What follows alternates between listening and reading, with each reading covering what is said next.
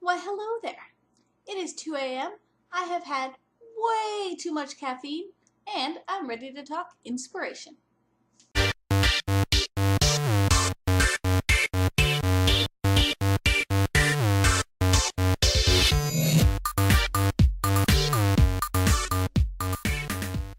For today's video, I've gone through and made a list of 12 things that I can always count on to inspire me. So hopefully a year or two from now, when we're all still doing the word nerds and I am starting to run out of ideas for videos, I can look back on this one and get a little bit of inspiration.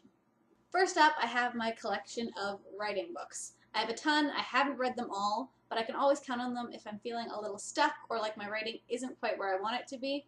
I really recommend If You Want to Write by Brenda Euland. It's a really, really good book, incredibly inspiring, and it made me want to just put it down and get started on my next project. Next up, we have the Encyclopedia of Ancient Myths and Cultures, or more specifically, just mythology in general.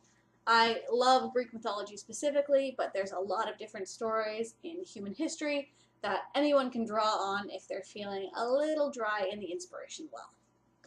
Whenever I'm feeling kind of burnt out on writing and editing, I like to go and do some crafts.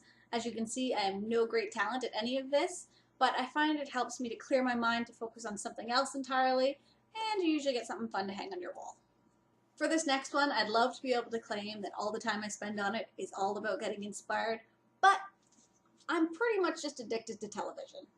Mostly, I just end up falling so in love with the stories and basically want to put my own spin on them, or try something in the same world like Greek mythology, or try being funny, or possibly writing a zombie novel. Number 5 is kind of in the same vein as the last one, but I think there's a lot to be learned from studying the masters. And there is no one that inspires me in terms of writing and awesome female characters quite like the one and only Joss Whedon. Another way I find myself often getting unexpectedly inspired is by beta reading other people's work. There's something to be said for losing yourself in someone else's story, in their world building, and really close reading all of their lines and paragraphs and story structures in order to see what works and what doesn't and what you can apply to your own stories. Another similar thing I like to do is reread my own books, especially when I'm working on the sequels. It's nice to remember why you fell in love with the story in the first place, what you were trying to do with it, and where you originally saw the story finishing, even if you don't actually end up there.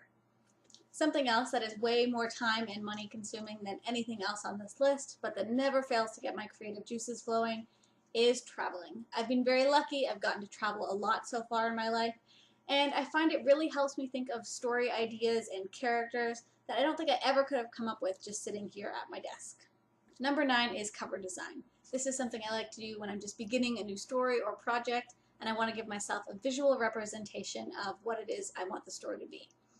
Oftentimes, the cover I have at the beginning will not be the cover I have at the end, but it's just nice to have. Along with studying mythology, I also like to spend a little time every year reading history books. Some really crazy stuff has happened in our history, and I think you can get some pretty cool story ideas from that. This next one is something we should all just be doing just because, and that is reading. Just reading to fall in love with characters, reading to get lost in a story, and reading to remind ourselves why it is we wanted to write books in the first place.